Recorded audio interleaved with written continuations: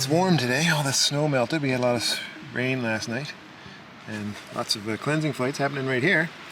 And you can see too the bottom board is getting a bit messy, a little bit clogged up from the 6mm 1/4 inch mesh that I've got to keep the shrews out.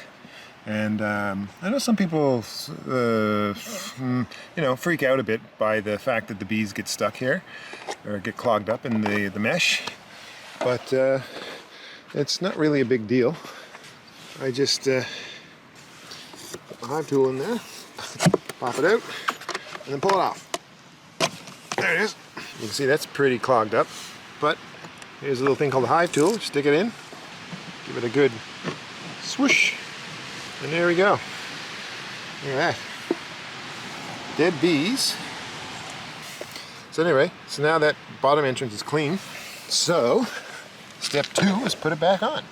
I take my mesh, whoop, put it back, and I put it back on. I use tacks. I use heavy duty tacks. And for me it works. And sometimes the tacks go flying when I pull off the mesh. So I gotta dig them, find them in the dirt.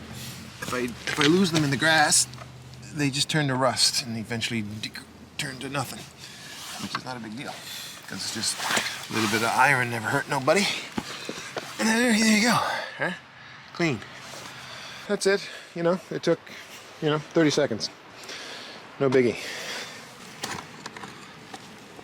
Yuck. Pretty gross. And this is a good example of this hive. It's not, this bottom board, it's not wax coated or wax dipped. And you can see the water, it doesn't pool out, the water doesn't pool out of the hive as easily. And you can see the wood is slightly waterlogged.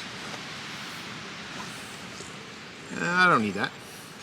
Anyway, I just don't see how there's any issue of bees in my part of Newfoundland on the East Coast ever having an issue with a lack of moisture inside the hive.